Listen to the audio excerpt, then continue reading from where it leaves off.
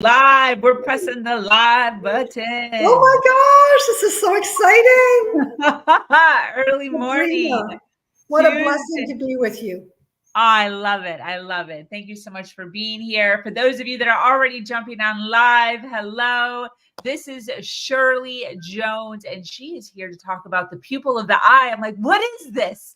What are we going to be talking about? I'm so excited. This is going to be so much fun. For those of you that don't know me, my name is Sabrina Victoria. I am the host here at Her Talk Show. And if you have not already subscribed to this podcast, what are you waiting for? Hit that subscribe button. These podcasts are guaranteed to have you thinking differently about life. Let's jump right in. Get ready, because today's guest is about to change the way you view your world. This is Her Talk Show, hosted by Sabrina Victoria. Hello, if you're listening live, welcome. And if you're listening on the replay, make sure you hashtag replay wherever you're at so we can send you some love in the comments. We have had over 600 women grace this stage, and we are adding another one to the list today. We have Shirley Jones. She has triumphed over family estrangement and speaks about the profound healing she has gone through in order to speak to the principle of the oneness of the human race. Oh, let's sit in that for a moment.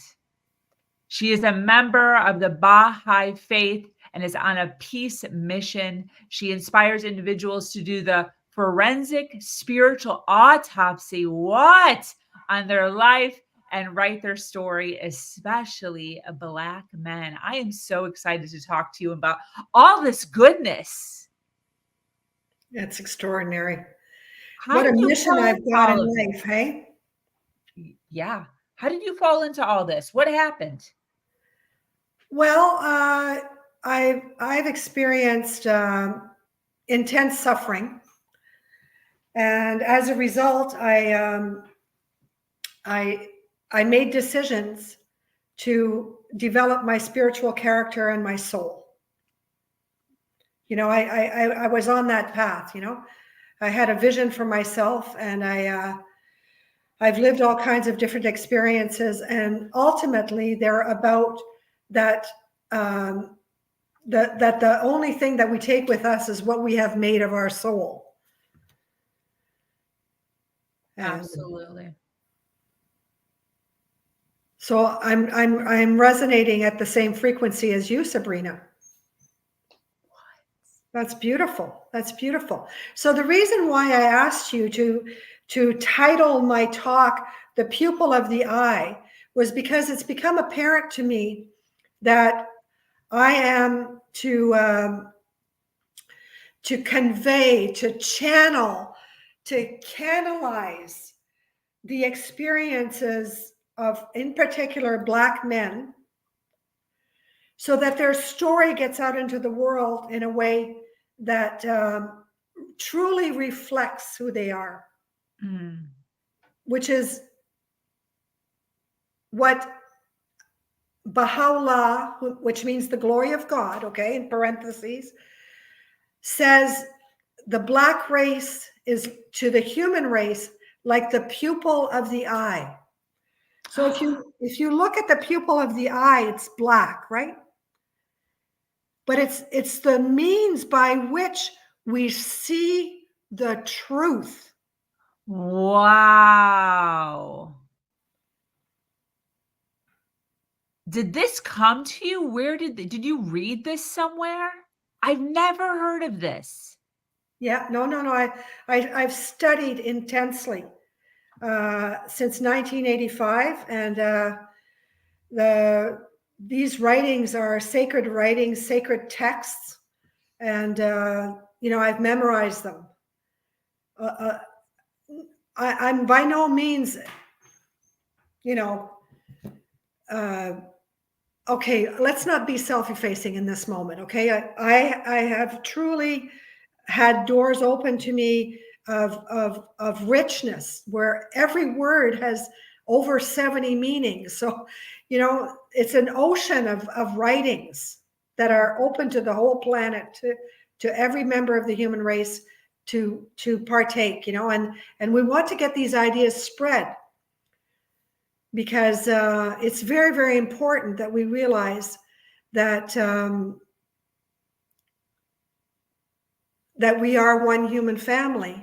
And in order for peace to come about, we have to organize. We're being reorganized, we're being reorganized on the planet so that we truly reflect the power of unity consciousness, whatever that looks like for us. And you have all kinds of different organizations and groups and individuals who are saying, yes, I am consecrating my life to peace. Yes, I am going to be a force for good, but we need to kind of, like, what I'm offering to people is a way to understand themselves better, to understand that they truly have a gift, and it's in their story. Yeah, I know you talk a lot about that, how your story must be told, and it's one of the most important actions that you can take. What is the thought process behind that? Okay, so that the thought process behind that is from a quote that I studied that says that the story of your life essentially is the most important thing you can study. Even intellectual and academic studies should be put aside in favor of studying the story of your life, because even though at the beginning it's a state of conflict, it's hard, it's not easy to accept what happened to us. It is not easy to forgive it. It's not easy to harvest the lessons of our life, but they're all lessons and tests for us to develop our character, to develop our soul. And in the end, what we'll get is, it's going to be like paradise for us. So What is right? Yeah. When you say develop your soul, for those that maybe are just now stepping into the world of healing or personal development, what does that mean, develop your soul? Well, the soul is a divine mystery, and it is connected to the Creator, and it's eternal. It's an eternal structure, and it's connected to our body, So that's the way I see it. And I talk about in my work, I talk about the soul is like the rider. The soul and the mind are like the rider, and the body is like your horse. So your body houses all of your emotions. And animals have all of the emotions of a human being, except they don't have a way to speak to us. They don't communicate the same way that we do. Yeah.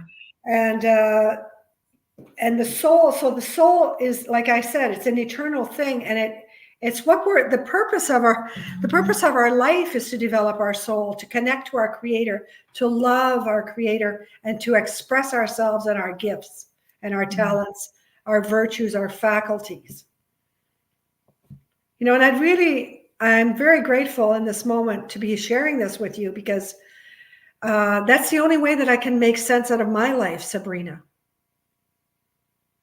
And I have my profile post on LinkedIn explaining that I lost my identity when I was 14 years old, had my name taken away from me, and I fell into a huge depression.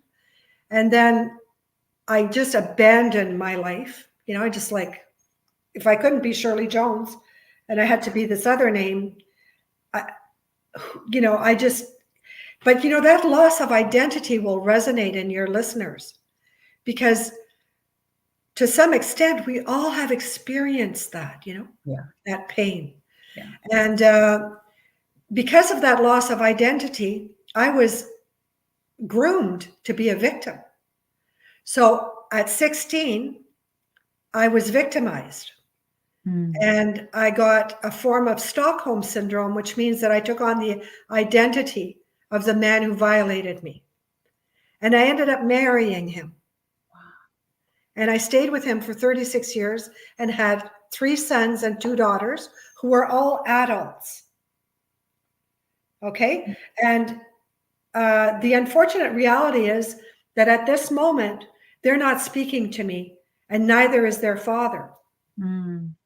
And I made this mean for years. I made this mean inside of myself. We all have a source fracture. And for me, it was, oh, I must be bad. So I was like, I'm a bad mother. And I couldn't think of any worse label to put on myself. To be a bad mother is just a nightmare. It's a total nightmare. So I had all my, my pointer finger pointed at myself in shame and blame and depression and, and I've come out of it. And I'm like, this just clearly is not true. It's not true. There's no truth to it. Sure, I've made mistakes, but, that doesn't mean that we should throw out my life. And, so I've reconstructed myself and it's brilliant because my life is such that I have that this message of family, that human race is one family. And like I say, we're all being reorganized. So now we're in a time and space where people are searching for their family, their friends and family, So I'm making the best of the situation. And I envision reconciliation with my children. Beautiful. I love this term family. Yeah. I've never heard this before. Yeah, because we need each other. We need community. It's so important to have community.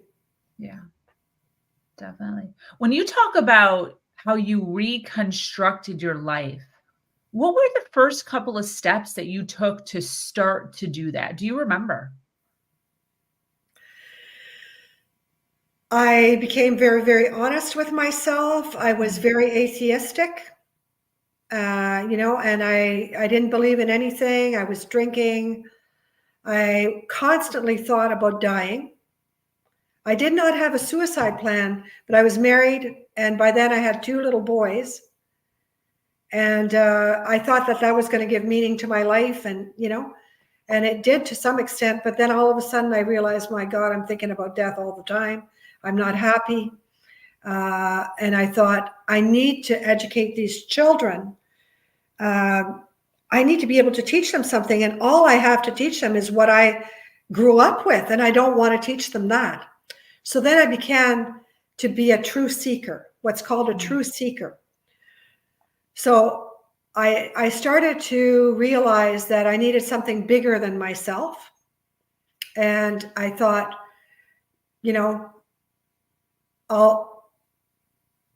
I'll become a believer, I started to become more humble, and I connected to a higher power. And I was very fortunate because my mother always believed in God, and she transmitted that to me and my grandmother. And even though I was atheistic for a period of time, I just kind of reconfigured myself. And, I became really honest. And it, the truth of the matter is in times of war, there are no atheists. They all are pleading to God to help them. So I started searching, and I began a process of searching, and that search led me to discover the Baha'i faith and the teachings of Baha'u'llah, which, like I said, means the glory of God, and the teachings of Abdul Baha, his son, which means the servant of glory. And Abdu'l-Baha said that one of the highest stations of a human being is to be a mother and to educate the children and teach them the virtues, teach them their values and virtues and character and development. And I became so inspired. I was like on fire when I discovered that. When I discovered that men and women are equal, I was like, oh my gosh, I've always thought that, but I never thought that I could find, a faith that would, and there's no clergy and all this. I was like blown away. And I said, and my husband at the time was like, what do they do with their money? And that's all he cared about, and he actually refused to let me investigate the faith. And I took a stand for myself. So, it's all good. It's all good.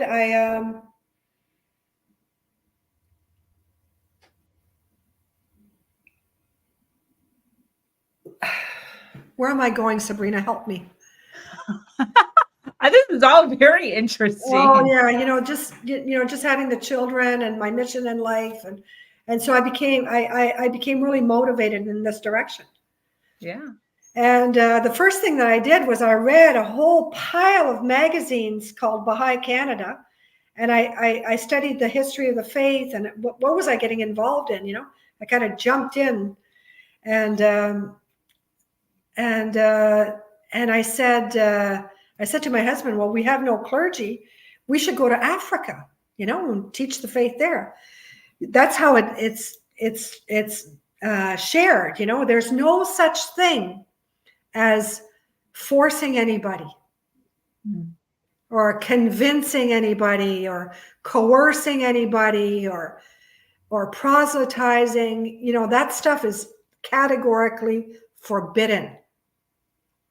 Wow. But, so you teach, but you have to teach yourself first. Yeah. And my husband said, no effing way are we going there. So we ended up going, actually, because he was in the military, we ended up going to Goose Bay, Labrador, where we spent almost 20 years. Yeah. Wow. Yeah. Wait, I don't even know where that is. Well, the Americans used to have a military base in Goose Bay. And so it's on the east coast, is the very eastern coast of Canada. And it was a staging area for World War II for the Americans. So they came up from the States in their airplanes, landed in Goose Bay. They created an airport, and then they went overseas. They went to the UK, and then from there they tanked up and went and bombed Germany and invaded. People should know about this because it's very important, right? And yeah, so we ended up staying there for almost 20 years, and I didn't think I was ever going to leave, but God had other plans for me, and and here I am now in Quebec, and I'm going to Africa in January, finally realizing my life dream, this dream that I had. So I'm going to Benin. Are you going with people? Or are you going on your own? How are you going? I'm going on my own, but I'm meeting people there. Wow. I've been invited to go to Benin, Africa. Wow. Which is a French-speaking country. Are you excited? Are you nervous? What's your thought? I am so happy. Wow. So I see my life as traveling between Quebec, Canada, and Africa, Absolutely. I can feel the vibrations of happiness. Oh, I'm in a state of utmost happiness. I just radiating joy and and being given the gift of writing. I have a client, and I'm going to write his story. I'm going to spend some time here at the lake where I live, I'm selling my house, and I'm renting a house on the lake, and I'm just going to write his book, channel his book for him. Beautiful. And he's going to have 7 keys to life in a book. It's a self-help book, and he's a Black man, and he's going to be a worldwide speaker, but getting the story out of you and onto paper is so powerful. Yeah. That it will completely revolutionize your entire life. Absolutely. Yeah, absolutely. You talk a lot about overcoming suffering and this faith that you have, and how using faith can help us overcome that suffering. What about connecting to a higher power helps us overcome stuff from our past?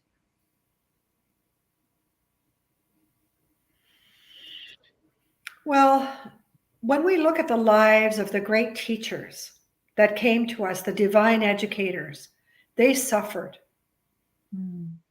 People are inspired and their lives are transformed by the stories of these great individuals. Let's name some of them, like His Holiness Jesus Christ, His Holiness the Prophet Muhammad, the Baha'u'llah, Krishna, Zoroaster, Buddha. They had intense periods of suffering, which they transformed into meaning.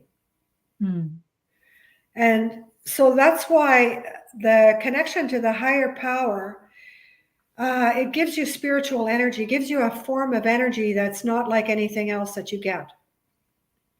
Totally makes sense. Yeah. And I just, what I'm recalling is the whole duty of the human being in this day is to attain to the share of the flood of grace that God poureth forth for them. For the portion of some might be a teaspoon. The portion of others might fill a cup, and others a gallon measure. But however, all of us have access. So, some of us might be slurping like this.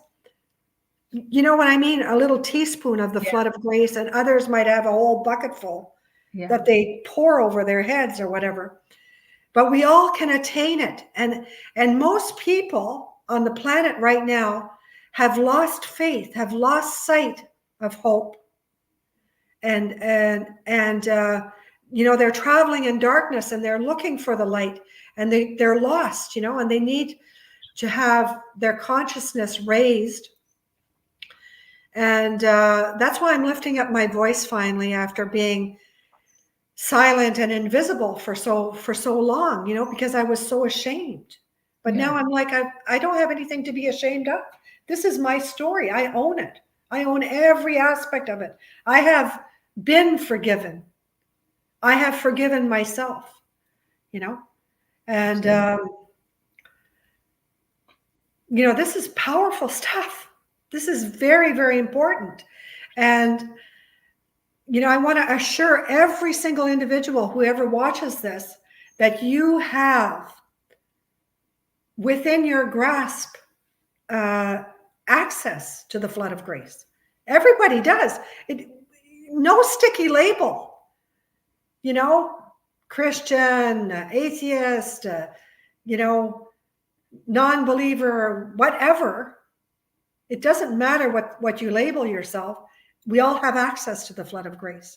It's there for all of us. Yeah. It's like the sun, the sun shines on all the parts of the planet. Yeah, definitely. What has guided you to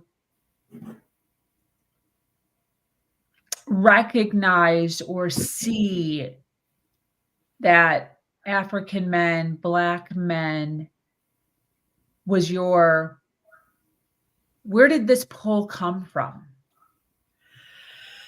Well, it came from deep down inside of me. And as I tried over and over again to establish a business, a coaching business, therapy, hypnology. I just met with failure after failure. And then what happened was that I had the bounty of having my client, Will Baptiste, come into my life.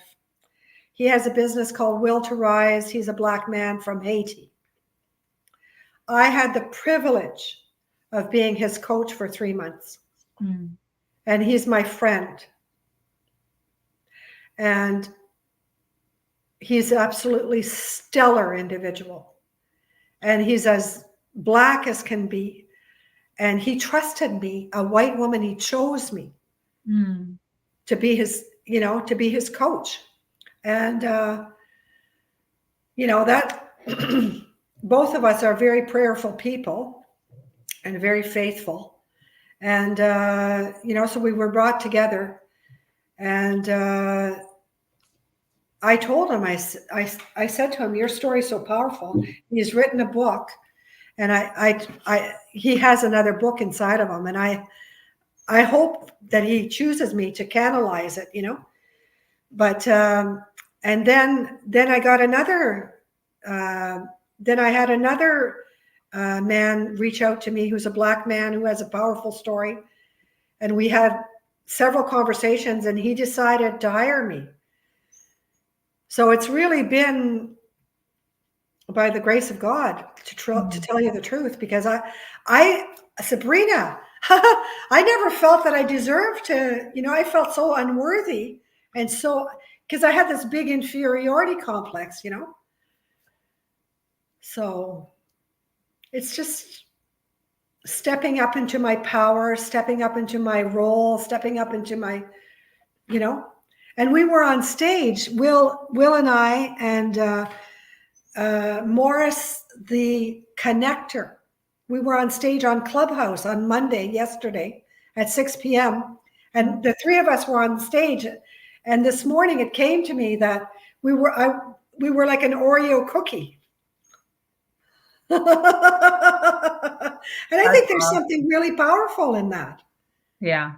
There's something really powerful in that, because I can speak to all kinds of stuff about, when we talk about the principle of the oneness of the human race, we're not talking about something namby-pamby. We're not talking about a vain imagination or an ideal or magical thinking.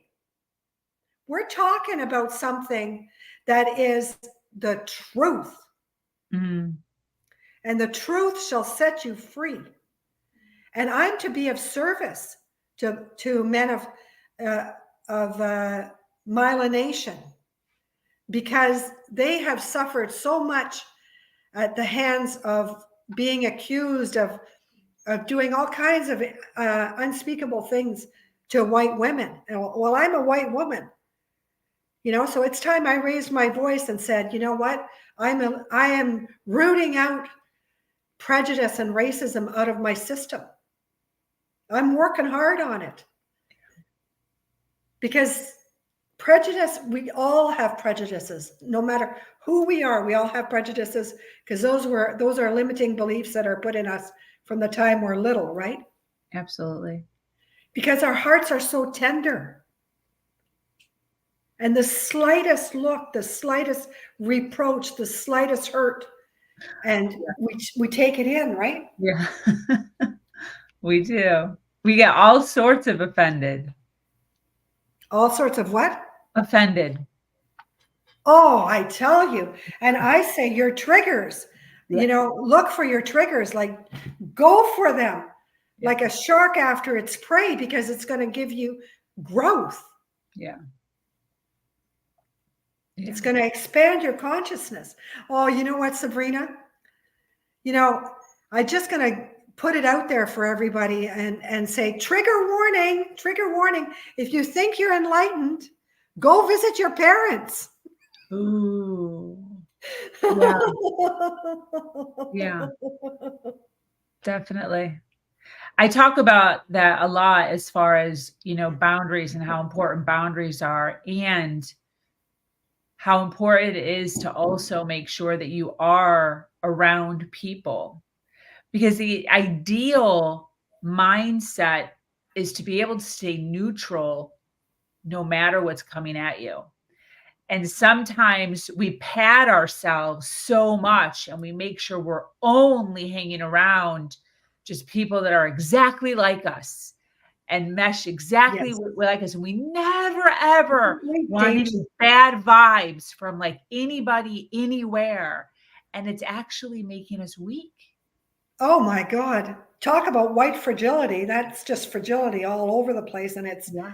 got to be eliminated. You know, when you talk about padding here, I wish I had a picture of my great-grandfather, Georges Vezina.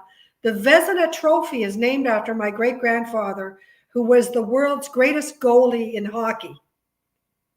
Wow. Yes. And when he went out on the ice and he stood in front of his net, he did not even have a jock strap on. You know, and those pucks were flying at him. He had no padding. And I want to be just like him. No Wow. padding. So just like the mitts and the stick? Yeah. He could catch, right? He had like mitts to catch, I Yeah. hope. He had mitts to catch. And he And had then that's pads. it, no He had padding? pads on his knees and on his, you know. Wow. Now they're fully covered. Now There's like they look like mattresses. mattresses.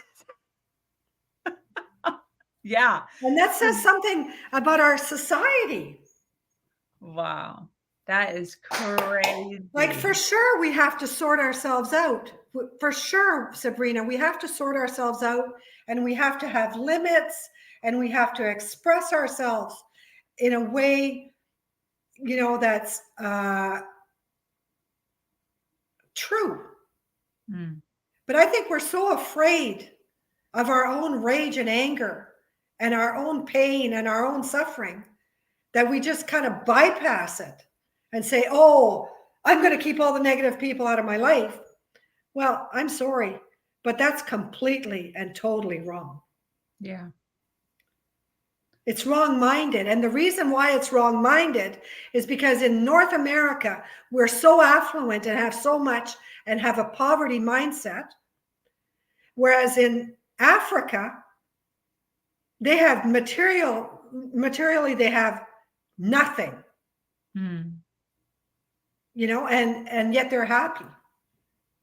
They have everything because they're happy. And we're miserable in North America, and we're over medicated, and we're anxious, and we're this and we're that. And, you know, and we can't wait to put another sticky label on our head. You know, oh, you know, I have panic attacks, I have this and that. I'm not ridiculing people, but I'm saying, look it, we're stronger than that. We have access to powers inside of us. Yeah. Yeah, most definitely. As we're wrapping up here, I want to cover one more thing. In the opening, I was reading Forensic Spiritual Autopsy. Oh, people love to watch those shows about the pathologist that you know, that slices up the cadavers, the bodies, right? And I thought, that's what I did with my life, is a forensic spiritual autopsy, where I took slices of my life and I thawed them out because I had so much numbness and frozen feelings. I couldn't feel my body. But like I referred to the animals and the emotions, now I can feel every part of my body. I'm in touch with my body because all of our memories are lodged inside of our body. Right? Yeah. Yeah. Yeah. Yeah. And as we access those memories, and they are triggering, there's no doubt about it. You know, we need skills to handle them. But I mean, I've been trained in all kinds of things, hypnology, and, you know, there's resources. There's resources for people. Put yourself on a healing path. Say, I'm going to grow. Put your measuring cup out. Start drinking the flood of grace and bathing yourself in it. And by golly, we're going to, you know, clean up your heart. your heart space, detoxify it from hatred. Yeah. You know, let fear dissipate. Yeah. Yeah, absolutely. Very great visual for that. Great visual for that. I think anybody can understand that. And it really, I think, helps us see how we can do it for ourselves, which is powerful. That's what we want to do. We want to make it so that we can explain things in such a way that people can start taking little baby steps to do that, on their own. Yeah, and we have three phases in our life. If we do it right, this is what happens. We're a child and we're born with enthusiasm. We become an adult and we get bogged down by the things of the world. Yep. And then we write the story of our life and we go back to being enthusiastic and childlike and happy and bouncing around, right? Yeah. Yeah. But it's doing the work that gets us there. Yeah. Yeah. And, you start to understand that in order to do the work, you have to eat some tasty, humble pie and say, I don't know it all. Yeah. I want to be a learner. I want to be a seeker after truth. Yeah, definitely. Well, this has been amazing. We have a ton of people watching live, so they're obviously resonating with you. Can you talk a little bit about where people can find you? Where do you predominantly hang out so that anyone who's just really just enamored by this can reach out to you? Well, I'm on Clubhouse. So if you know that application, I'm on Clubhouse. I have quite a presence there. And I'm also on LinkedIn. You'll see it under Black Stallions Coaching Program Creator. I'm on Facebook at Shirley Jones 99. I'm on Instagram. And I'm just, I'm really presencing myself in this podcast, Sabrina. So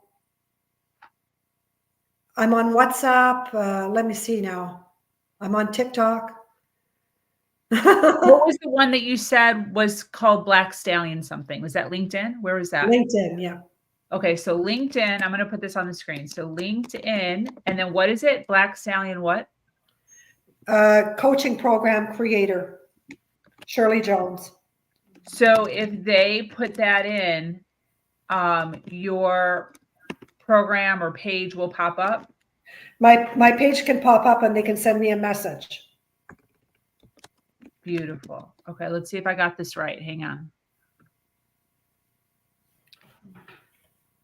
Yeah, that's it. Thank you so much. Yeah, of course. Yeah, I want people to be able to reach out to you, follow you, and just really get a good idea of what you're doing, because I think it's absolutely brilliant. And the visuals, the storytelling that you have, I just think is great. And these are the types of individuals that I love to showcase. Is women who are out there and they're really digging deep into who they are authentically and figuring out who they're trying to reach, which I just think is absolutely brilliant. For those of you that are watching live who are resonating with Shirley and all the goodness that she is speaking of, make sure that you do follow her. It sounds like she predominantly hangs out on LinkedIn, Facebook, and Instagram. Shirley, any closing thoughts as we wrap up here? And don't forget Clubhouse. Clubhouse is number one. Sorry. Yeah. Any closing thoughts? Well, I'm very grateful to you for providing this platform. I think what you're doing is amazing. I'm so happy to be a member of your community, and I want to encourage anybody who listens to be a member of her nation. You're just an extraordinary individual, and it's truly a privilege to be on this show. Thank you. Thank you. I appreciate that so much. That brings us to an end of yet another incredible episode of Her Talk Show. Thank you, Shirley, for sharing your wisdom and inspiring us all. To our dedicated listeners who are listening live or on the replay, make sure to follow, like, and share. I am your host here, Sabrina Victoria. I invite you to join our amazing community, Her Nation, where we continue to uplift each other every step of the way.